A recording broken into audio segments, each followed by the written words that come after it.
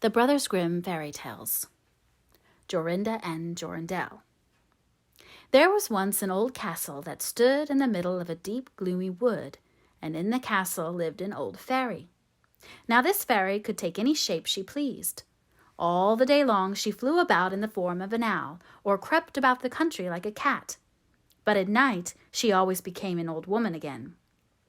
When any young man came within 100 paces of her castle, he became quite fixed, and could not move a step till she came and set him free, which she would not do till he had given her his word never to come there again.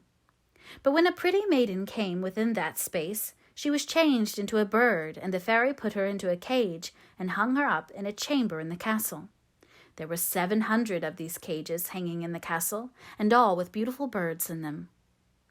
Now there was once a maiden whose name was Jorinda.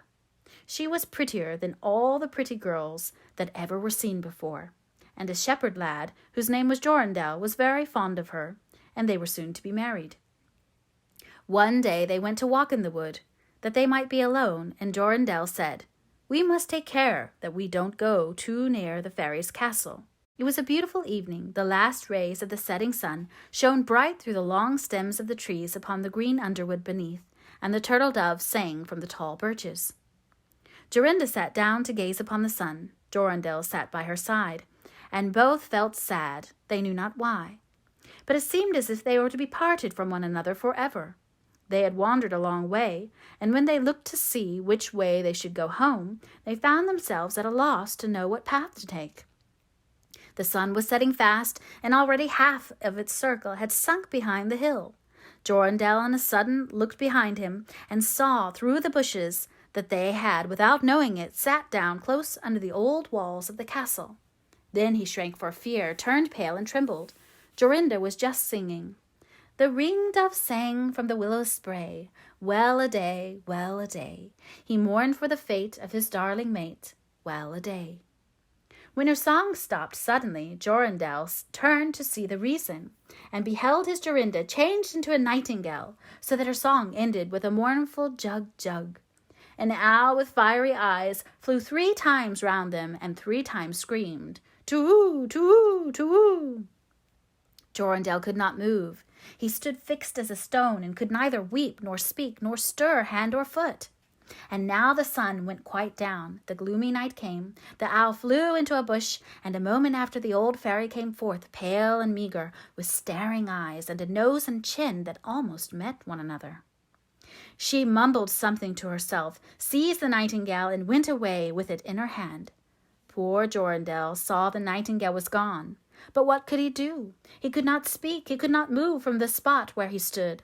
At last the fairy came back and sang with a hoarse voice, "Till the prisoner is fast, and her doom is cast, there stay, oh stay, with the charms around her, and the spell I was bound her, hie away, away." On a sudden Jorindel found himself free. Then he fell on his knees before the fairy and prayed her to give him back his dear Jorinda. But she laughed at him and said he should never see her again. Then she went her way. He prayed, he wept, he sorrowed, but all in vain. "Alas," he said, "what will become of me?" He could not go back to his own home, so he went to a strange village and employed himself in keeping sheep. Many a time did he walk round and round as near to the hated castle as he dared go, but all in vain. He heard or saw nothing of Jorinda. At last he dreamt one night that he found a beautiful purple flower, and that in the middle of it lay a costly pearl, and he dreamt that he plucked the flower and went with it in his hand into the castle, and that everything he touched with it was disenchanted, and that there he found his Jorinda again.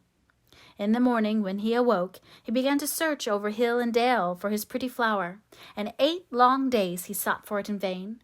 But on the 9th day, early in the morning, he found the beautiful purple flower, and in the middle of it was a large dewdrop, as big as the costly pearl.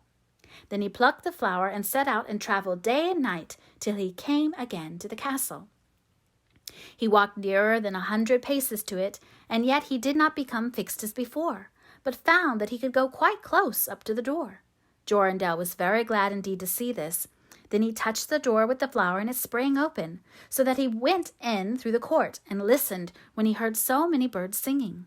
At last he came to the chamber where the fairies sat, with the 700 birds singing in the 700 cages. When she saw Jorindel, she was very angry and screamed with rage.